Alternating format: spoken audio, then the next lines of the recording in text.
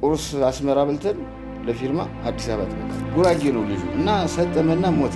ሴትዮዋ ዳረቁት ተሰጣት። ሰጠት ሌላም ልጅ አለ ሌላም ታወቀ ያለች ጉች ጉች ያለ ነው ጡቷ እንደዳመና። እኛም ተጨነቅነ እሱም ሰውና ፖሊስም ቢሆን ይደበደባል። ትልቁ የህይወቴ ያሳለፍኩት ውትድርና ቤት ነው። እህት ወንድሞችን ለማስተማር ወደ ጋዜጣ መሸጥ።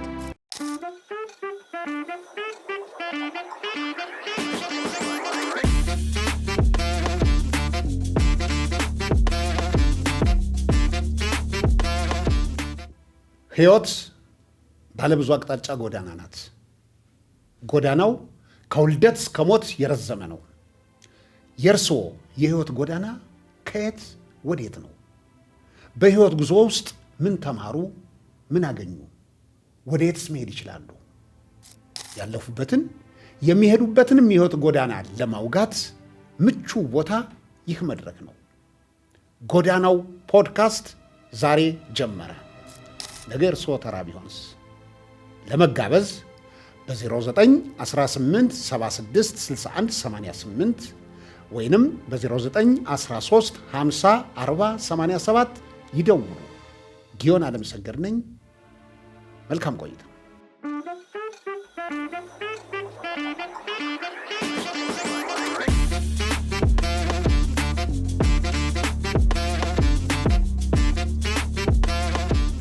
ይስምሽ እንዴት ነህ?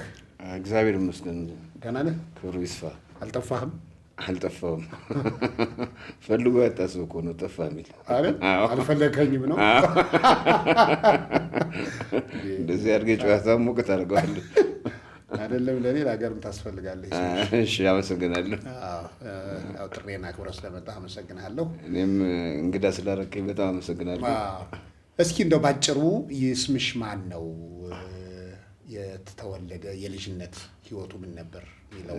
ባህር ዳር ቀበሌ 4 ከአባርጎ ጀርባ ነው የተወለድኩት። ዳቦ ቤቱ ጀርባ። ዳቦ ቤቱ ጀርባ በ1958 ከዛ ያው ጊዮርጊስ ቤተክርስቲያን ሰርጸ ምንድነው ፊደል ቆጠርኩ። ቤተ ክህነት ፊደል ኦኬ። እዛው ጊዮርጊስ የነበረ ትምህርት ቤት ነበራቸው። አባይ ምሮ የሚባሉ ሰው አብርሃም ረታ አለሙ ራሱ የተማረባቸው ፊደል ቆጥሯል። እዛ አባቱ እየዞሩ ስለሚሰሩ ቴሌ ስለሚሰሩ አንድ የግጥም መድብሉን ለአባይ ምሮ አወቀ ብሎ ማስታወሻ ሰጥቷል። እውነት እኔ ጋር ያለ መጽሐፉ በጣም ይገርምሃል። አብርሃም ረታ አለሙ የእንትን ልጅ ነው። የደበበ ሰይፉ ሀገር ይርጋለም ነው የተወለደው። ግን እዚህ ፊደል ቆጠራ ባህር ዳር ጊዮርጊስ ይላል። አባቱ ለስራ መጣው ቴሌ ሰራተኛ ናቸው። እና በጣም 50 ዓመት ነው እዚህ ምድር ላይ የኖረው። ግን በጣም ጎበዝ ሰው ነበር። መጽሐፍ ሲገዛ 2 መጽሐፍ ነው የሚገዛው። አንዱ ለራሱ ነው፣ አንዱ ለሚፈልገው ሰው ይሰጠዋል። እና ከዛ አይነት ትልቅ ሰው ጋር ነው ፊደል የቆጠርከው? እሱ ከቆጠረበት ቦታ ላይ ፊደል ይቀድመሃል። እሱ ይቀድመኛል። ከዛ ሰርጸ ትምህርት ቤት ጣና ሐይቅ፣ ከጣና ሐይቅ በኋላ ጦር ቤት። በዚያን ጊዜ ደግሞ የሚገርመው ነገር የቴሌና የባንክ ሰራተኞች በየሀገሩ ነበር። በየሀገሩ ልጆቻቸው በቃ ብዙ ሀገር አይተዋል። አጋጣሚ ጥሩ ነበር። ከጣና ሐይቅ በኋላ ነው ወደ ውትድርና የገባው። ስንተኛ ክፍል ላይ ነው አቋርጠህ ሄድከው? 12 ጨርሻለሁ። ጨርሰህ ነው የሄድከው ወደ ውትድርና? ጨርሼ ከገባሁ በኋላ ከዛ መጀመሪያ መስሎ ማሰልጠኛ ነው። ከመስሎ ማሰልጠኛ ተመልምዬ መኮንነት፣ ከመኮንነት ነው ወደ ኤርትራ። ከዛ ደግሞ አንድ ምርጥ ጄኔራል አጃቢ ነበርኩ። ተስፋዬ ትርፌ የሚባል ጀነራል ተስፋዬ ትርፌ። እሳቸው አጃቢ ነበርኩ። የታወቁ ሰው ናቸው። የመፈንቅለ መንግስቱ ነው እንትን ያሉት። ህዋሰ ነበሩ። ብዙ ነገር የሰሩ ሰውዬ ናቸው። እንግሊዝ ሀገር ነው የተማሩት። በጣም ትላልቅ እነ ደምሴ ቡልቶ የነበሩበት እነ ረጋሳ ጅማ ነበሩ። በቃ ኢትዮጵያ 88 ጄኔራል ነው የነበራት በዛ ሰዓት ኤርትራ ላይ ብቻ። በቃ በሀገሪቱ ውስጥ 88 የጦር ጀነራሎች ነበሩ። እንደገና በጣም ተምረዋል። ምንድን ነው የሚሉት መንግስቱ ኃይለማርያም እንግዲህ እነዛን ሁሉ እንትን ሲል አጼ ምኒልክ አንድ እንትን አላቸው አንድ የጦር አበጋዛቸው ጥፋት ያጠፋል። ይህን ሰውዬ ፍረዱኝ ሲሉ ይገደል ሲሉ አይ እናንተ ጅሎች ናቸው፣ ይህን ሰውዬ በስንት ዓመት እንዳገኙት ታውቃላችሁ? ምሬ ያለው ይሉታል። ብዙ ወጪ ወጥቶበት እነዛም ሰዎች አገሪቷ ላይ ከ30 ዓመት በላይ ገንዘብ ወጥቶባቸው ነው የተማሩት። ኃይለ ሥላሴ ደስ የሚሉ በትምህርት ጂኒየስ ስትሆን ከአዲስ ነው የሚያስገባው። ከጋዲስ ነው መኮንን ኮርስ ገብተህ ያ ነገር አገሪቷ ላይ የመከላከያ ሰራዊቱን ትልቅ እንዲያደርገው ጠንካራ ያደርገዋል። እነዛ ሰዎች መማራቸው ለአገሪቷ ከፍተኛ ጥቅም ነው። ልክ ነህ። በጣም የሚገርም ነገር እንዲያውም እስከ ቅርብ ጊዜ ምን ይደረግ ነበር መሰለህ? አየር ኃይል እና መኮንነት ኮርስ መመልመል ሲፈልጉ ታላላቅ ስመጥር ጀነራሎች የጦር ልብሳቸውን ለብሰው በየኮሌጅና ዩኒቨርሲቲው ነበር ይሄዱና ተማሪው በጣም ስሜታዊ ወዲያው ይገባላቸዋል። እንደዛ ነው። ሃይ ስኩል መቼ ነበር የጨረስከው? 77 ረጅም ጊዜ ነው። በጣም መሰረተ ትምህርት ተርፋሃል ማለት ነው? መሰረተ ትምህርት አልዘመትኩም። መሰረተ ትምህርት ፓዊ ነበር የዘመትኩ አስታውሳለሁ። ፓዊ እንትን ነው ሰፈራው ጣቢያ ነው። ሰፈራ ነው የዘመትከው እንጂ መሰረተ ትምህርት አይደለም። ለሰፈራው ነው የዘመትነው። ለሰፈራው 77 ፓዊ ዘምተሃል? በጣም የሚገርም ነገር እንዳለን ቅርበው ከዛ በኋላ ነው እንግዲህ ከሚሊተሪ ከመጣው በኋላ ምን አለ መሰለህ እህት ወንድሞችን ለማስተማር ነው ወደ ጋዜጣ መሸጥ። ጋዜጣ እየሸጥኩ መጽሐፎችን ዲፖዚት አደርጋለሁ። በየሳምንቱ መጽሐፍ እገዛለሁ። እነዛ መጽሐፎች ናቸው ለክራይ መጨረሻ ላይ የወጡት። ምንድነው እኔ መስራት የፈለኩት ሌላ ላይ አይደለም፣ ጭንቅላት ላይ ነው። ሰዎቹን በ50 ሳንቲም ክራይ አስጀመርካቸው። በቃ ግን መጽሐፍ ጥሩነቱ ከትላልቅ ሰዎች ጋር ያገናኛል። ያልጠበካቸው ሰዎች አንተ ጋር ይመጣሉ፣ ትግባባለህ። እንደ ቀልድ ነው የተጀመረው። ገብቷል። ጋዜጣው ሲቀር በቃ ለምን መጽሐፍ አልጀምርም? በረንዳ ላይ ነው የጀመርነው። ከኛ ጋር ከተለያየም በኋላ ነው። ሃይ ስኩል እያለንና ንጋት የቲያትር ክበብ ውስጥ እያለን አብረን ነበር። ከዛ በኋላ ነው የጀመርከው። እስኪ ቆይ ወደዚህ ከመምጣቴ በፊት ወደ ጦር ሜዳው እንመለስና እንደው ማትረሳቸው ያሳለፍካቸው አውደ ውጊያዎች። መቼም የኤርትራ መሬት አንድም ቀን ከጥይት ጩኸት አርፎ አያውቅም እና እሱ አጋጣሚው አለህ ወይስ በኦፊሰር ደረጃ? የአገሪቱ ሁኔታ አስቸጋሪ ላይ ስለነበር ብዙ ወጣት ወደ ውትድርና እንዲገባ ደርግ ያደርግ ነበር። በቅስቀሳ ነው ሄዳችሁ? በቅስቀሳ ከዛ መስሎ ሰለጠነ። ባሌ ክፍለ ሀገር ነው። ከባሌ ነው ትመለመላለህ። ያለህ ነጥብ 12ኛ ክፍል መጨረስህ ምናምን ወደ መኮንን ትገባለህ። ከዛ ነው የምትበተነው እና ፈጣን ምናምን ከሆንክ ፖለቲካና ደህንነት ላይ ስለምሰራ የሰውየው እንትን ሆንኩኝ። እሳቸው ምንድነው አብሬያቸው ነው መንቀሳቀስ። ሜጀር ናቸው፣ ግን እዚህ ጋር ምክትል አስር አለቃ ነው የሚያደርጉት። ያንን ነገር ለስብሰባ ለምናምን ሲሆን ነው። ግንባር ላይ አይጠቀሙበትም። እሳቸው ትእዛዝ መስጠት ብቻ ነው። አሸዋ ገበታ ይባላል። ካርታው ይሰራል በአሸዋ ገበታ። እንትኖችን አዛዦች ቦታና የጦር አሳፋፋ ላይ እነሱ መኮንኖች ይመጡና ያጠናሉ። ያን በስረ መኮንን እንደዚህ ያስረዷቸዋል። ከዛ እሳቸው ኋላ ቀሪ ናቸው። ከኋላ ሆነው ነው የሚመሩት። የሚገርምህ ነገር ቁርስ አስመራ በልተን ለፊርማ አዲስ አበባ ትመጣለህ። የመንግስቱ ኃይለማርያም ፊርማ ያስፈልገዋል ብዙ ነገሮችን ለመወሰን። ከዛ ሁሉ ነገር አልቆ ምሳ ደግሞ ስትመለስ በፕሌን መጥተህ ከሆነ በሄሊኮፕተር ትመለሳለህ። ይሄ መስት ነው፣ የአገሪቷ ሁኔታ ነው። እና ሰውየው በጣም የተማሩ ስለሆኑ ብዙ አያወሩህም። ብዙ ነገር ተነጋግረን ምናምን በአንድ ቃል ቁጭ ያደርጉታል። ሰውየው ምንም አልታችልም። ትዝ የሚለኝ አዲስ አበባ እንመጣና ባህሩ ቀኝ ነው ይወዱታል ድምፃዊውን። እና ሂልተን ይጠራል። ሰውየው ይጫወትላቸዋል። በቃ ሂልተን ሆቴል ምንድን ነው የቤት ችግር አለ ምናምን ሲል አራ የለም በቃ ገንዘብ ቋጥረው ነው የሚሰጡት። በቃ አመስግኖ ምናምን ሄዳል። ባህሩ ቀኝ በቤተ ክህነትም በረጌታነት ሳይኖረው አይቀርም። ቅድስት ሥላሴ ይቀድስ ነበር። ተው እንጂ። ያሸበሽባል። ዘማሪም ነው። አዎ ነገሩ ቤተ ክህነት ዘለሰኛ ይጫወታል። እና በጣም ነው ደስ የሚልህ። በጣም እንቁ ከሚባሉ ሰዎች ነው። እና እስከሚጀምረው በጠጅ እጁን ታጥቦ ነው ቁርጥ የሚበላ፣ ከቁርጥ ውጭ አይበላም። በጣም ነው የሚገርመኝ እኔ ሰውዬው ከተበላ ቁርጥ ነው እንጂ። እና አንዴ የሆነ ሰርግ ሂደን ሽማግሌዎች ናቸው፣ እንጀራ ተቆርሶ መጣ። ማን ይቁረሰው ምን ይቁረሰው ሳላውቅ ወገደ አንተ የድሮ ሰው በጣም አስቸጋሪ ነው። ይሄ ተቆርጦ ሲመጣ የለም በሞሰብ አምጡ፣ ይሄን ማን ይቁረሰው ነው የታውቄ ነው ማለት የተለመደም አይደለም። አዎ አይወዱም፣ ባህላችንም አይፈቅድም። አሁን የመጣ ነገር ነው። በአጠቃላይ ምን ያህል ጊዜ ያገለገልክ ሀገርህን በውትድርና? በውትድርና 4-5 ዓመት። ከዛ በምንድን ነው በቦርድ ነው የወጣው? አይደለም፣ መጨረሻ ላይ ደህንነትና ፖለቲካ ስትሆን ቦርድ አይወጣህም። የሀገሪቷን ሚስጥር አውቀሃል ብትቆስልም። ከአዛዡ ቀጥሎ ያለ ሰዎች ናቸው የደህንነትና የፖለቲካ ሰዎች ያራሱ ብቻውን ሊወስን አይችልም። በግሩፕ ነው እና ጡረታ ሊወጣ አይችልም። ዝም ብለህ ትሰናበታለህ በራስህ ጊዜ። ከዛ ወደ ሀገር ትመጣለህ እና መጨረሻ ላይ ከአስመራ ሱዳን፣ ከሱዳን በአንቶኖቭ ነው ወደዚህ የመጣን። አሸናፊ ታውቀዋለህ? አሸናፊ ኤርትራ ነበር እሱ። አብረን ነበር እና ጎበዝ አስተዳደር ነው። እዛ ወደ 200 ምናምን ሺህ ብር አስረክቧል ቆጥሮ።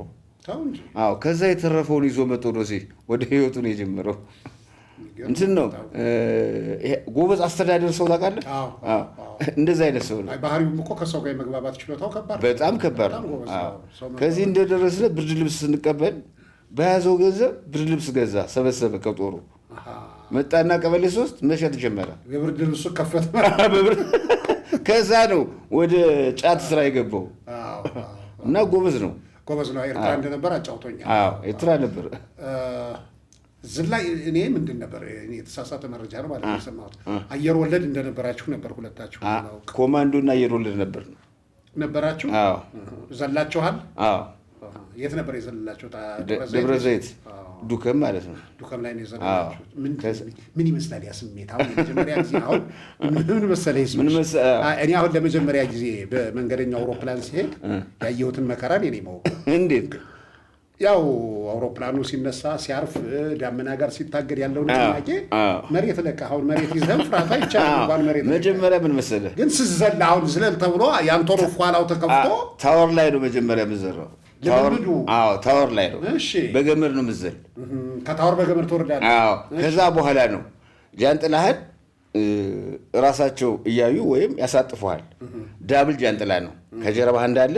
ይሄኛው አልከፈት ካለ ይሄኛውን ትበትነዋለህ። ትቆጥርና ይሄን ስትበትነው ሁለተኛው ይከፈታል ማለት ነው። ይሄኛው ካልተከፈተልህ ይሄን የመክፈት እንትን አለ። ከራሻ ነው የሚመጣው ጃንጥላው። ያረገው ጫማ ካሙሽ ነው። ዱከም ዋልካ ነው መሬቱ። እና የሚገርምህ አንዴ ጉራጌ ነው ልጁ እና ሰጠመና ሞተ ሲዘል። አልፈታለት አለ እንዳለ በራሱ ባለው በጉልበቱ ነው ያረፈው እና አራሹት አረዳው። ከዛ ሴትዮዋ ዳረቁ ተሰጣት። ሰጠት ሌላም ልጅ አለ ሌላም ታው ያለች ጉራጌ ናት። ግባ በጣም የሚያረሳ ነገር ይሄ ነው። ካሳውና ያየችው የልጇን በህይወት አለመኖር አይደለም። እና አሁን በእርግጠኝነት ከታወር በምታደርገው ዝላይ ሙሉ በሙሉ ፍርሃቱ መቼም አይወገድም። አውሮፕላን ላይ ስትወጣ ደግሞ አንቶኖፎች ናቸው። አንቶኖፍ በራሱ በጣም ግዙፍ ነው። እንትን ነው ድምፁ ከባድ ነው። እንትን አለ መብራት አለ፣ አረንጓዴ፣ ቢጫ፣ ቀይ ሲበራ ይከፈታል። ከኋላው ይከፈታል። ከዛ ተራ ይዘሃል። አዘላዋለ ይለቅሃል። በቃ አሁን አንተ ምንድን ነው ትንሽ ጭንቀት አለ እንጂ እንዴ ጭንቀት አለ። በጣም አስቸጋሪ ነው። እምቢ የሚሉ የሉም። ይቅርብን ወይ ሰሩን ወይ ቂጡን በሳንጅ ወቅቱ ያሰልለዋል። አንዴ ምን ሆነ መሰለህ መጡና መስሎ እያለ ልናሰልጥናቸው ነው። ልጁ ጉራጌ ነው። ግራ ቀኝ አልገባው አለ። ከየት ነው የመጣህ? አትክልት ተታለ። አዲስ አበባ ሰላጣ ቆስጣ እያለ ግራ ቀኝ ገባው። በቃ ሰላጣ ቀኝ ቆስጣ ከዛ በመከራ ተኩስ ወረዳ ውስጥ ላስተኮስ ነው ምናምንና ከዛ አሁን ልትሄድ ነው መስበል አራ እዚህ መድቡኝ እንጂ እዚህ ሚንስ ቤት መድቡኛል አይረሳኝም። ይልሽ ጦርነት ሰው ቀላል ይመስለዋል እንጂ ትልቅ ሙያ ነው። ግን ያ ወደ ውጊያ ስትገባ ያለው ስሜት ምንድን ነው? አዲስ አበባ መርካቶን ታውቀዋለህ? የመጀመሪያ የዛ ስሜት ይሰማሃል፣ ጭንቅቅ ያለ። ከዛ በኋላ ግን አዳፕት እያደረገው ይሄዳል። ባሩዷ ስትሸት ትቀየራለህ፣ አዳፕት ታደርጋለህ። ለምሳሌ እኮ ጃኬትክን ሁላ ቀንጭፎት የሚሄድ ነገር አለ። እንደገና ደግሞ ጥይቱ መጥቶ አታውቀውም። ከተወሰነ ደቂቃ በኋላ ደምክ ሲፈስ አይተህ ነው። ደምክን ስታየው ነው የምትወድቀው። ያሰክራል፣ ትወድቃለህ። እስከዚህ ድረስ ነው። ትልቁ የህይወቴ ያሳለፍኩት ውትድርና ቤት ነው። ምክንያቱም ከሀገሪቷ ህዝብ ጋር ነው የምትቀላቀለው እና ትግባባለህ። ገጠመኝ ተናገር ትባላለህ። የአንዱን ገጠመኝ ልንገርህ። አዲስ አበባ ከተማ ዘመድ ሊጠይቅ ይሄዳል። ብሔራዊ ውትድርና እየታፈሰ ነው። ጫት እየቃመ ሲዞር ነው የያዙት። ከዛ ጫት ቃሚው ምናምን ተብሎ ተሰየመለት እዛው ላይ ስሙ። በጣም ከባድ ነው። ስለዚህ በሙሉ አካል ይዘህ እንደገባህ ወደ ጦር ቤት ምንም ሳትቆስል ነው የመጣው? ቆስያለሁ። ግንባር የት ግንባር ቆሰልክ? እዚህ መጨረሻ ወሎ ግንባር ኩታበር የሚባል ቦታ ከብዙ ቦታ ወጥቼ ወሎ ግንባር ሶስተኛው አንበሳው ክፍለ ጦር ላይ ነበር። ሶስተኛው 181 ገብቶ ነበር ከሶስተኛው ክፍለ ጦር ጋር 180 ያለው ልዩ ኮማንዶ ማለት ነው። ኮሎኔል ሰረቀ ነበር የሚመሩት። ሶስተኛውን ሰረቀ ነው። በሰሜን ሸዋ ነው እሱ የገባ። እኛ የገባን በቆቦ ነው የገባን። እኛ እና ኩታበር የሚባል ቦታ ነው ተከበብንና 3 ቀን ከተዋገን በኋላ ነገሩ ተቀየረ። በዚህም ከበቡን እና የተወጣጠረ ኩታበር እንትን ደሮ ግብር የሚባል ቦታ ያንን ወጥተን ኩታበር ላይ ቆሰልኩ እና አስቸጋሪ ነው። ደሴ ሆስፒታል ላይ ታከምኩ። ከዛ ወደ አዲስ አበባ ምን አካባቢ ተመታህ? በዚህ ገብቶ በዚህ ነው የወጣ። ደረትን ስጋ ለስጋ ነው። አላገኘም። እና የሆስፒታል ውስጥ ማንን አግኝቻለሁ መሰለህ? አንዳርጋቸው ማሞ ውድነህ የጋሽ ማሞ ልጅ። የጋሽ ማሞ ልጅ እንዴት እንደገባ ልንገርህ። 11ኛ ክፍል ወደ 12 ሊያልፍ ሲል አይኑን ይታመማል። ጥቁር አንበሳ ይዘውት ይሄዳሉ። ከዶክተሩ ጋር ይጣላል። ልጁ መሆን የሚፈልገው ኢንጂነር ነበር። ከዛ አባዬ እኔ ስጨርስ ታያለህ ዶክተር ነው መሆን አለ እና እሱ ደሴ ሆስፒታል አክሞኛል። ሐኪም ሆኖ ነው ያገኘው። ሐኪም ሆኖ ጺማም ነው በቃ ያወራናል። እና የሆነች ልጅ ነርስ ናት። መጽሐፍ አምጪልኝ ስላት ሾተላው ሰላይ ታመጣልኛለች። እሳቸው ናቸው የተረጉ። ይዘው ሳይሆን ይህን ሰውዬ ታውቀዋለህ? ብዙ መጽሐፋቸው አንብቤያለሁ። አባቴ ነው አለ። ገረመኝ። ከዛ ይዞኝ ይወጣል፣ ያዝናናኛል። በጣም ቀና ልጅ ነው። የት ነው? ጥቁር አንበሳ ነው የጨረስኳለኝ። እና እሱ ነው ገጠመኝ ምን የነገረኝ። በጣም የሚገርም እድል ነው። ሁለት ጥሩ እድሎች አሉ። ከጊዮርጊስ ትምህርት ቤት ጀምሮ እስከ ደሴ ሆስፒታል ድረስ ታላላቅ ሰዎች ጋር ልጆች ጋር ተገናኝቻለሁ። በጣም ደስ የሚል ነገር ነው። አንዴ ደግሞ መጽሐፍ ተራ የሆኑ ሰው ይመጣሉ ለባብሰዋል እና ደራሲ የሚል መጽሐፍ እፈልጋለሁ አሉ። ፎቶኮፒ ስራለሁ ስላቸው ቁጭ አደረኳቸው። ደራሲው የጋሽ በዓሉን ቁጭ አሉና ለባብሰዋል። ምንድን ነበሩ ስላቸው አንተ ሳይህ ወታደር ነበርክ አሉ። አዎ እኔ ደግሞ ብርጋዴር ጄኔራል ነበርኩ። እንዴት ለምንድን ነው የፈለጉት? ጽሁፉን እፈልገዋለሁ። ልጅ አለችኝ ውጭ። እሷ አዲስ አበባ ስፈልገው አጣሁ። መፈለግ አልፈለኩም። ይሄ ይሰራላትና ይላክላታል አሉ። አሁን እንዴት ነው የሚኖሩ ስላቸው ጡረታ አለኝ ቀድሜ ነው የወጣሁ አሉ። በኃይለ ሥላሴ ነው የተማሩት እና ስለ ራስ ሴላስ መጽሐፍ ስጠይቃቸው ይገርማል 11 እና 12ኛ ክፍል ፍቅር እስከ መቃብር እሱ መጽሐፍ እንማረው ነበር አሉ። በትምህርት ቤት ደረጃ ብላታ ጌታ ኅሩይ ወልደ ሥላሴ የተረጎሙት ነው። ሳሙኤል ጆንሰን ጽፎት ስለ ኢትዮጵያ ታሪክ ነው። ምን ይላል መሰለ? ሳሙኤል ጆንሰን ያን ጽፎ ከሸጠ በኋላ ለእናቱ የቀብር ማስፈጸሚያ ነው ያደረገው ገቢውን። አዎ ገቢውን። አንዳንድ ህይወት እንደዚህ ነው። እና አንዳንዴ መጽሐፍ የማትጠበቃቸውን ሰዎች ያገናኛል። አንዴ ምን ሆነ መሰለ፣ የሆነ ሰውዬ መጣ እና መጽሐፍ የውሾ ይከራየኛል፣ የለባበሰ ነው። ከዛ ሌላ ቀን መጣና ዛሬ ጋሼ ያልጋ የለኝም፣ ያልጋ ስጠኝ አለኝ። ስንት ብር? ይሄን ያህል ጨምሬ ስጡትና ቅዳሜ የሆነ ሴትዮ ከአባይ ማዶ ትመጣለች። ይህን ገንዘብ እየጨመርክ ነው የምትነግራት በቆየው ቀን እና ትሰጥሃለች አለኝ። ሴትዮዋ መጣች ዘንቤዲሳ ስታወራኝ፣ ይህ ሰውዬ ምንድን ነው? ምንሽ ነው? ትልቅ ወንድሜ ነው። ምን ይመስልሃል? እና ያላወቁ ዶክተር ነው ስ ደነገጥኩ። ለስብሰባ ነው የመጣው ከፍኖተ ሰላም እና ፍራንክ ጨርሶ ነው ያኔ። በጣም ሙሉ ሱፍ ነው የለበሰ፣ ስካርፍ አድርጓል። ያልጋ የለኝም ዛሬ ሲል ምን ነው ሰጠሁት እና ይሄ ፍራንክ አለኝ ከዚህ ቀን ጀምሮ እየጨመረ ነው። ይወልዳል። ይከፈልሃል። አዎ ይከፈልሃል። የሆነ ሴትዮ ትመጣለች፣ ታናግርሃለች፣ ትሰጣለች። ሴትዮዋ መጣች ስጠይቃት ትልቅ ወንድሜ ነው ይገርምሃል፣ ዶክተር እኮ ነው። ደነገጥኩ።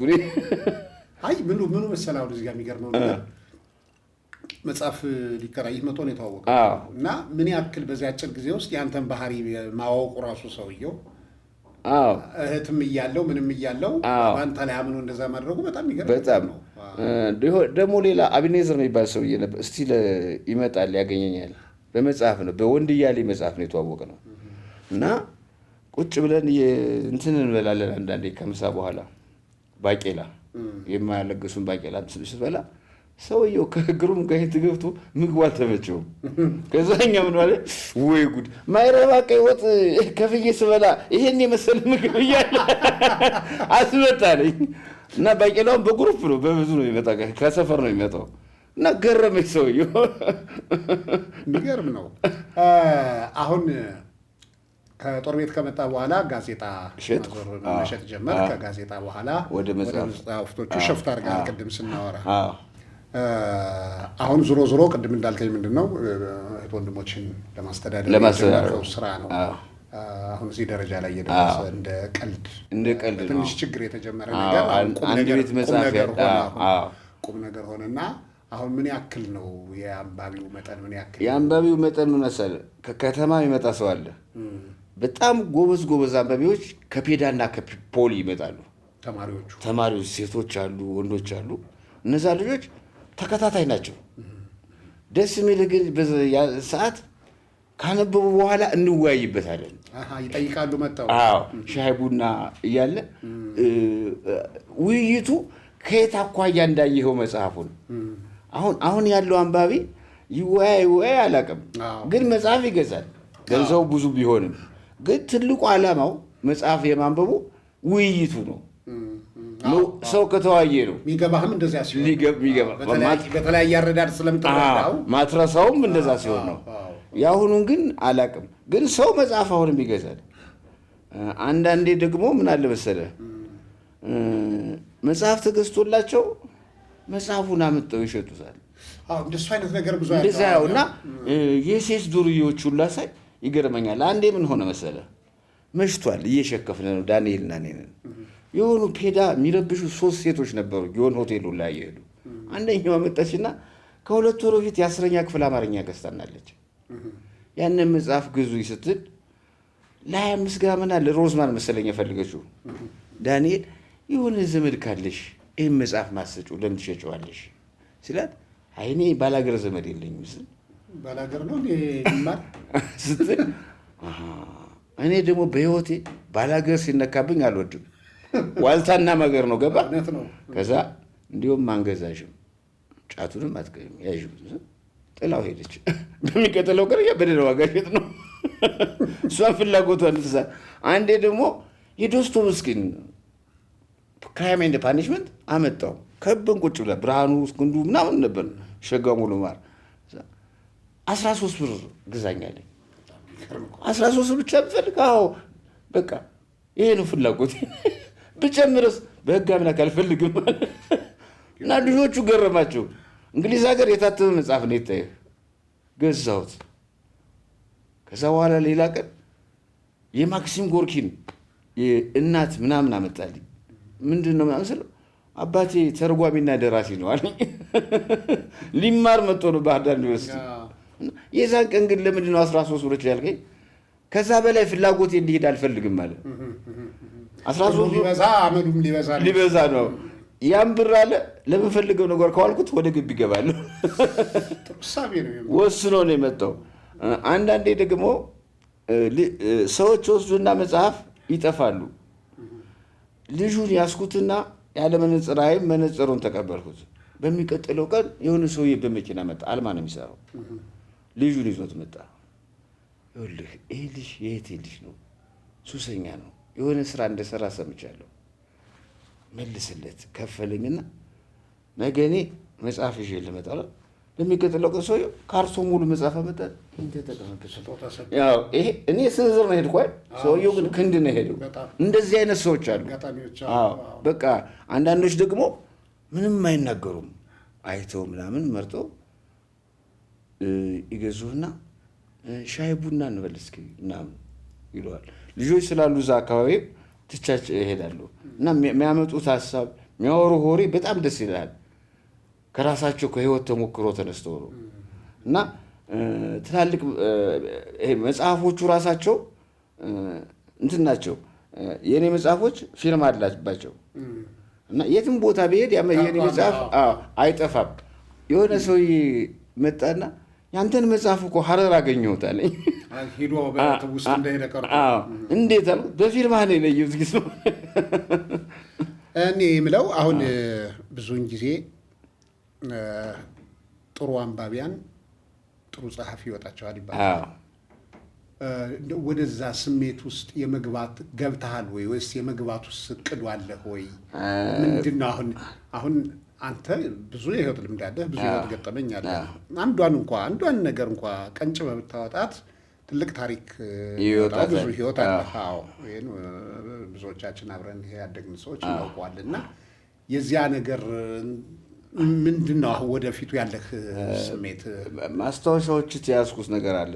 ማስታወሻዎችን ትይዛለህ እና ማስታወሻዎቹ አንድ ቀን ትልቅ መጽሐፍ ይወጣቸዋል ስላሰብኩ ጊዜ ወስደህ የምጽፋቸው ናቸው እንጂ በየጊዜው ግን ትይዛለህ? ይዛለሁ። ብዙ ነገሮች አሉ። እንደዛ ነው። በቃ እንደገና ደግሞ እከልሳቸዋለሁ፣ አነባቸዋለሁ። መጽሐፎችን ስትከልሳቸው ጥሩ በመጀመሪያ የነበረ ስሜትና ሁለተኛ ላይ ያለ ስሜት እየሰፋ ይመጣል። ያልተረዳኸውን ነገር እንደገና ትረዳዋለህ። እንደዛ ነው። ስለ መጽሐፍ እስኪ አንዳንድ ነገር እንበልና ጓደኛዬ ሆይ ተነስና መጽሐፎችን አውጣ፣ እጥፍ ማሰብ እየቻልክ ይሄ ሁሉ ጭንቀት ልፋት ለምንድን ነው? ዊልያም ኖርስ ነው። ማንበብ የማያስታግሰው ስቃይ አጋጥሞኝ አያውቅም። ዋናው አስፈላጊ ነገር የምታነበው መጽሐፍ ለአንተ የሚሰጥ ትርጉምና ስሜት ነው። ይህን ካል እስኪ ደግሞ በጣም የሚገርም ነው።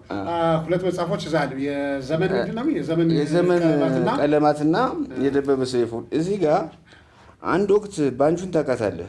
ባንቹ አምላክ አዲሱ መጽሐፍ ግጥም ሊታተም ነውና የግጥም መድብል ለማሳተም ሊታተም ነው። ደራሲዎች ማህበር ሊያሳትሙ ነው። ግጥም ስጠኛለች። በፋክቱር ወረቀት እንደ ቀልድ እነዚህን ግጥሞች ሰጠኋት። ብዙ ጊዜ በእንትን የጀመርኩት በጥሩ ወረቀት አይደለም፣ እንደ አጋጣሚ ባገኘሁ ወረቀት ነው። እና ምን ይላል መሰለህ እሱ ውስጥ አለ ያንተ ጽሑፍ?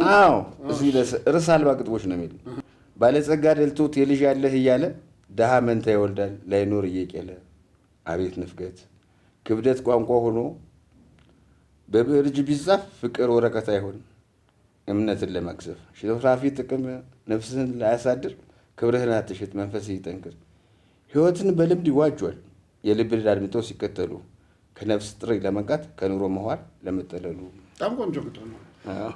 እኔ እንኳ ብዙ የግጥም ምሽቶች ላይ ያገኘህ ነበር።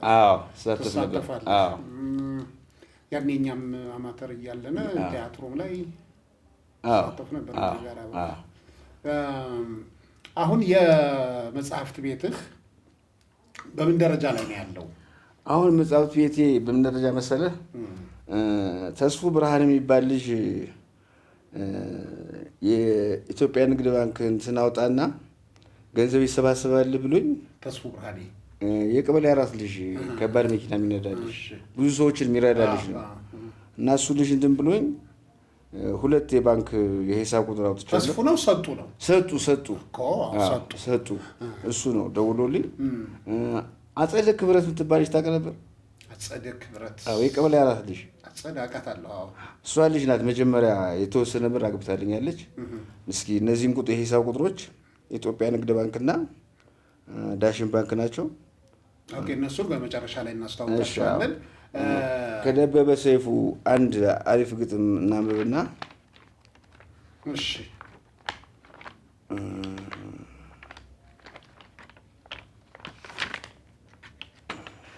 በነገራችን ላይ እሱን እስክትፈልግ ድረስ ብዙ መጽሐፍቶችን አንብሃል። ከደራሲያን የማን አድናቂ ነህ? የማን መሰልኩህ? በዓሉ ይመቸኛል። ዳንኤል ሰርቅ ዳንኤል እሱ በጣም ጎበዝ ነው፣ የቆንጆቹ። እንደገና ደግሞ አንዲት ሴት ጸሐፊ ያለች ታሪኩ ላይ ነው ምሽት ማን መሰለች? የጄኔራሉ ፀሐይ ማን ነው የምትባል ሴትዮ፣ አሁን አርጅታለች። ፀሐይ መላኩ እሷ ጎበዝ ሴትዮ ናት። የእሷን መጽሐፍ ይመቸኛል። 3 ነው 4 መጽሐፍ አላት። ከውጭ ጸሐፍትስ? ከውጭ ጸሐፍት ዶስቶቭስኪ። ራሻዎችን ዶስቶቭስኪ በጣም እነሱን ስነ ጽሁፍ የለም። አሁን የስርቻው መጣጥፍ አይብና ጎመን ናቸው። እንደ ጓንት ነው የሚገለብጥ። ማንነት ግን ታገኘዋለህ። እንትን መጽሐፍ ነው ማለት አችልም። ከኛ ማህበረሰብ ጋርም ባህሉ ጋር ይሄዳል፣ ይገናኛል። በጣም እንዴ ትክክለኛ ሰውነት በቃ ህይወት የሚታይበት ማክሲም ጎርኪ በቃ አሁን አንድ መጽሐፍ ጀምሬያለሁ፣ ኑዛዜ ቶሎስቶይ የሚል እና በጣም ይገርማል። ትናንት ሳነበው ነበር እና ራሻዎች እንዴት ነው በዛ ዘመን በቃ ለስልጣኔያቸው ዋና ምክንያት ማንበባቸው ነው። ማህበረሰባቸው በንባብ ነው እንትን ያለው፣ ክብሩም አለው። ለመጽሐፍ ትልቅ ክብር አላቸው። መንግስት ራሱ ድጎማ ያደርጋል ለጸሐፍ። በጣም ትልቅ ክብር አላቸው ራሻዎች። እዚህ ላይ የዋዛ አይደሉም።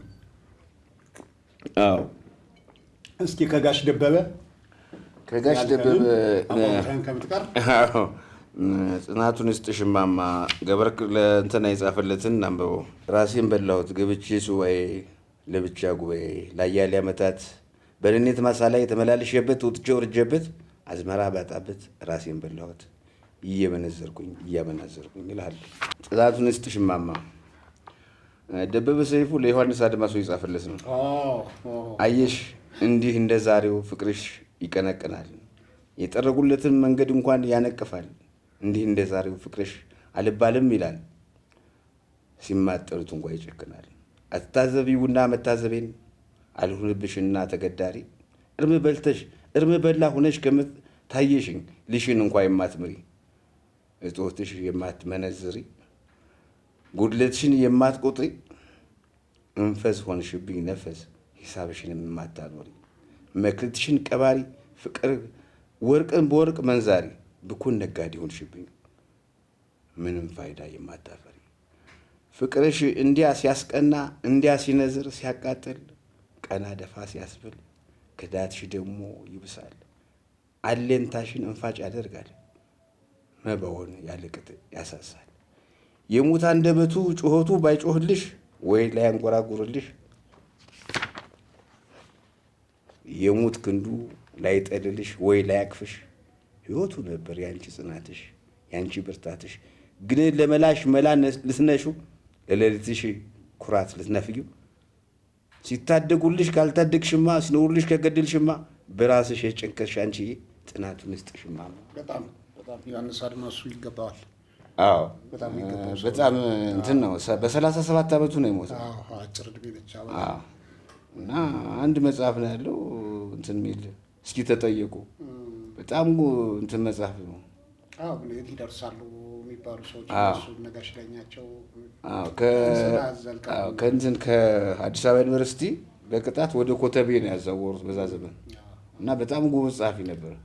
የማነው የማርቆስን ሰው የመጀመሪያውን ጸሐፊ ባዮግራፊ የጻፈው ዮሐንስ ነው። እንግዲህ ስለ ራሱ ሳይጽፍ ስለ እንትን በቃ አይረን ሰዎች ናቸው፣ ብረት የሆኑ ሰዎች ናቸው። ይስምሽ ቀበሌ 4 ነው የተወለድኩ ብለኛል ቅድም። አሁን ቀበሌ 4 ደግሞ የባህር ዳር ከተማ እምብርት ነው። አሁንም እምብርት ነው። ባህር ዳር ደርሼ ልመጣ ሲባል ወይ ባህር ዳር ደርሼ መጣሁ ስትል ቀበሌ 4 ብዙ ነገር ይሰራል። ታሪክ ይዘህ ነው የምትሄደው። ማታ ትንሽ አንዳንዳልና እዚያው እግራችን አሳስቶ ነበር ምናምን የሚባል ነገር አለና የልጅነት ውስጥ ቀበሌ 4 ላይ አንደኛ ብዙ ስም አለ። ለምሳሌ ሰፈሮቹ ማን ነበሩ የሚባሉት ቀበሌ 4? ካምቦቹ አሞራ መዋኛ፣ ካታንጋ፣ ቀማው ሰፈር እነሱ አሉና የነሱ ትዝታዎችህ። አሁን ቀማው ሰፈር የሚባለው ከጣቢያ ጀርባ ነው እና እዛ ሰፈር ኢትዮጵያ ሆቴል ያለበት ማለት ነው፣ እያሱ ያለበት እዛ ሰፈር 2 ተደባዳቢ ሴቶች ነበሩ እና ማይረሳኝ ፖሊስም ቢሆን ይደበደባል። ደግሞ ያለች አንድ ጣቢያ እሷ ናት፣ ሌላ ጣቢያ የለም። በዛ ሲያልፍ ትንሽ ችግር ከፈጠረ እና አትክልት ነው ይባሉ የአባ ደብሩ ልጆች ናቸው፣ ኃይለኞች ናቸው። የነሱ ጀማንሽ ሰፈራል እና በጣም ነበር የሚገርመኝ ፖሊስ ተደብድቦ ሲሄድ እና በዛ ሰፈር ፖሊሱ ራሱ ክብር አለው። ምክንያቱም ስለ ሰፈሩ ቀድሞ ተነግሮታል፣ መረጃ ይዞ ነው።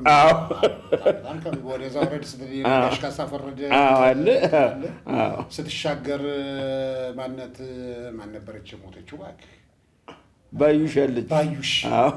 አበቃለች ባዩሽ። እነ ዘባደር ጋር ምናምን ደንበኛ አልነበር? ዘባደር ጋር መሸታው ላይ ነበርኩ። ዘውዱ ባይሌ ጋር አሁን ቀበሌ 4 ዘውዱ ባይሌ አንዴ ቮልስቫገን ነበረችው፣ አሁንም አለች፣ ኃይሌ ይዟታል። እና ቮልስቫገኗ ነዳጅ ትጨርሳለች። ቻሌ የሚባል ልጅን ግዛ እና ና ይለዋል። ነዳጅ 3 ሊትር ሲለው 2 ሊትር ይዞ መጣ። ከዛ ጋር ይዝሉ ተጫዋቻይን አይ እንዳገር አንቺም እኮ ወሳጅ ያገኘሽ፣ እኔ 2 ትወስዳለህ፣ እሷ 2 4 ትጠጣለህ። ከዘውዱ ይጋብዘዋል፣ ገና ከነዳጁ እንወስዷለሁ። አይ እንዳገር አንቺም ደግሞ እንትናልሽ። ዘውዱ ጥሩ ወንድም ነበር፣ በጣም ጥሩ ሰው ነበር። በጣም እንትን ነው፣ ጨዋታም ይችላል። አንዴ ምን እንዳለ ልንገርህ፣ የሆነ እንዝዝ የመሰለ ሰው የምታመር ልጅ ይዟል። ዘባደር ቤት ነው። አንድ በለዋለችው ምን መሰለ ያለው ጉች ያለ ነው ጡቷ እንደ ዳመና፣ እኛም ተጨነቅነ እሷም የሰው ሆና። ግጥም በጣም ይችላል። በጣም ጥሩ ሰው ነው። እንግዲህ ፕሮግራማችን ከማብቃታችን በፊት አሁን ያለህበት ቦታ የወቶር መጽሐፍ መደብር ላይ ነው። መደብር ነው የምገኙ። ቤቱም የእናንተ ነው የክራይ ነው ወይስ በረንዳው ነው? በረንዳው ላይ ነው። በረንዳው ላይ እዛ ቁጭ ብዬ አነባለሁ ከሰዓት በኋላ ማለት ነው። የመሸጥ ሰዎች ሲፈልጉ በስልክ ያገኙኛል። ያው እንገበያያለን። እሺ፣ ሌላው መጠይቅ ጥያቄ ይሄን ነገር ምን ያህል መጽሐፎች ይኖርሃል አሁን በግምት? ይኸውልህ ከ1500 እስከ 2000 መጽሐፍ ይኖራል ቤት ውስጥ። በጣም ጥሩ። ይሄን ነገር ከከተማ አስተዳደሩ ጋር ተነጋግረህ ይሄን ነገር ለትውልድ ለማስተላለፍ እንደ አነስተኛ ላይብራሪ ነገር ለማድረግ የቦታ ጥያቄ ወይ የቀበሌ ቤት ጥያቄ አቅርበሃል? አንድ ጊዜ አቅርቤ ነበር፣ ቆይቷል። ከዛ አልተግባባንም። ደግሜ መሄድ አልፈለኩም። ለምን? ሰውየው ተቀየረ። ከዚያ በኋላ ማመልከቻ አስገባልኝ። ደግሜ ስሄድ ሌሎችን እያስተናገር ውጣ ሲለኝ በቃ እስከ ሰውየው አልተግባባንም። ከዛ በኋላ ተውኩት። አሁን ከሚመጡ ደንበኞች ለምሳሌ ተጽዕኖ ፈጣሪ ሰዎች ይኖራሉ፣ ስልጣን ላይ ያሉ ሰዎች ይኖራሉ። እና ያን እድልስ መጠቀም አልቻልክም ነበር? አልቻልኩም። ምንድነው እንረዳሃለን ይሉሃል፣ ግን አታገኛቸውም ሰዎችን። አሁን በሱ ነገር ላይ ምክንያቱም የነገር ቀላል አይደለም። እውነት እንነጋገር ከተባለ ባህር ዳር የሚያክል ከተማ ላይብራሪ የለውም። ስለዚህ በግለሰብ ደረጃ 3000 መጽሐፍ አለ ማለት በጣም ትልቅ ነገር ነው። እና አሁን ደርሰን ወቃሽ ከምንሆን ተሞክሯል ወይ ነው። አሁን ይስማውን መንግስትም ማረዳውም ማህበረሰቡ ማረዳውም ካልን ይስማው ምን ያክል ለመረዳት ሞክሯል፣ ምን ያክል ሩቆ ሄዷል፣ ለምን ተከለከለ የሚለው ነገር ጥያቄ እንድናነሳ ያደርጋል የሚለው ነገር ነውና አሁንም አንተ በግልህ ጥረት አድርግ፣ እኛም እንደ ዜጋ እናደርገውን ጥረት እናደርጋለን፣ የሚጠየቁ ሰዎችን እንጠይቃለን። ምክንያቱም የግድ ነው ነገ ያንተ መጽሐፎች ለመጪው ትውልድ መተላለፍ አለባቸው። ትልቁ ክብርህም ደግሞ እሱ ነው፣ ትውልድ ማዳን ነው የሚሆነው። የኢትዮጵያ ንግድ ባንክ የሂሳብ ቁጥር አንብብልኝ። እሺ፣ ለዚህ ሰዎች እንዲረዱ ማለት አሁን በዚህ ሂሳብ ቁጥር አንዳንድ ወንድሞችና እንዲረዱ ነው ማህበረሰቡ እንዲረዳ ሶሻል ሚዲያ ላይ ለቀውታል። ጥሩ፣ ይሄን ነገር አሁን እኛም ሚዲያ ላይ እንዲወጣ እንፈቅዳለን። አላማው ምንድነው? ይሄ ገንዘብ ተሰበሰበ መጽሐፍ ቤት ለመክፈት ነው። ያሉት መጽሐፍ ተጨምሮ አዲስ መጽሐፍ ከተቻለ ይገነባል፣ ካልተቻለም በጥሩ ቤት ተከራይቶ ማስፋት ነው። ወደ መጽሐፍ ቤት ለመስተጋገር የሚደረግ ጥረት ነው። ይሄ የተቀደሰ ሀሳብ ነው። እንግዲህ ምናልባት ይህን ፕሮግራም የሚከታተሉ ባለጸጋዎችም ይኖራሉ፣ እጅግ የተማሩ ሰዎችም ይኖራሉ፣ ለመርዳት እቅድ ያላቸው ሰዎች አሉ፣ ታላላቅ ባለስልጣኖች የሚመለከታቸው ጉዳይ ነውና እንግዲህ እንደተከታተልነው ወንድማችን ይስማው ከ2000 እስከ 3000 የሚገመቱ መጽሐፎች አሉት። እነሱም በተጨናነቀና ባልተመቸ ሁኔታ ላይ ነው ያሉት። ለትውልዱ ለማዳረስም የማንበቢያ ቦታ የለም። ስለዚህ ቢቻል መጠነኛ የማንበቢያ ቦታ ለመገንባት እና ትውልዱን ተጠቃሚ ለማድረግ ባይቻል ደግሞ ሰፋ ያለ ቦታ ተከራይቶ ትውልዱ እንዲያነብ ለማድረግ አንዳንድ በጎ አሳቢ ወገኖች አካውንት ተከፍቶ እንቅስቃሴ እናደርግ ብለዋልና ስክሪኑ ላይ በሚሄደው የባንክ ሂሳብ ቁጥር ያላችሁን ያለውን የወረወረ ፈሪ አይባልም ነውና ይሄ ደግሞ ይስማውን አይደለም የምንረዳው፣ ልጆቻችን ነው የምንረዳ፣ ታናናሾቻችን ነው የምንረዳ። እነሱን ዛሬ በመጽሐፍ ኮትኩተን ብናሳድግ ነገ አኩሪ ታሪክ የሚሰሩ ትውልድ እንፈጥራለን ብለን ስለምናምን ነው። እንግዲህ ያቅማችሁን አድርጉ እንላለን። እሺ ይስምዬ፣ እና በተረፈ አሁን ፕሮግራማችን እያጠቃለልን ነው። ምንድነው ያለህ ገጠመኝ? ምንድነው ወደፊት ይስማውን በምን እንጠብቀው? አሁን ቅድም ያልከኝ ነገር አለ፣ በርካታ ማስታወሻዎች ተይዘዋል። እነዛ ነገሮች ይጻፍባቸዋል። እነሱ በተለይ ለሆነ ሰው ለማሳተም ደምስን ታውቀዋለህ? ደምስ አያሌው? ደምስ 100 ግጥም ሰጥቼው ስፖንሰር እየፈለገ ነው ሊያሳትመው ማለት ነው። 100 ግጥሞች ናቸው ሰጥቼዋለሁ። አረሱን ለውጥ ወጥቶላቸዋል። በጣም ጥሩ። እሱን ስታገኙት ደግሞ ጋብዛችሁ ስታነጋግሩት የበለጠ ያወራቸዋል። ምንም ችግር የለም፣ ላይ ምንም ችግር የለም። ግን አንተን አሁን እኔ በበኩሌ እንዳንድ ወንድም ነገ አንተን በትልቅ ነገር ላይ ጠብቃለሁ። በተለይ እንደዚህ ሁላችንም እንዲገልጠን የምናየው የበለጠ አንተን አሁን ማትናገራቸው እና ምጽፋቸው ታሪኮች አሉ። አሁን ማትናገራቸው ግን ደግሞ ጽፋቸው የምታልፍ ነገሮች አሉና እነሱ ነገሮች ተዳፍነው እንዳይቀሩ አደራ እንላለን። በበኩላችን ምን ታዘዘው እንታዘዛለን። እንግዲህ ስለነበረን ቆይታ በጣም አመሰግናለሁ። እግዚአብሔር ይስጥልኝ። ጌታ ያክብርልኝ። እሺ እሺ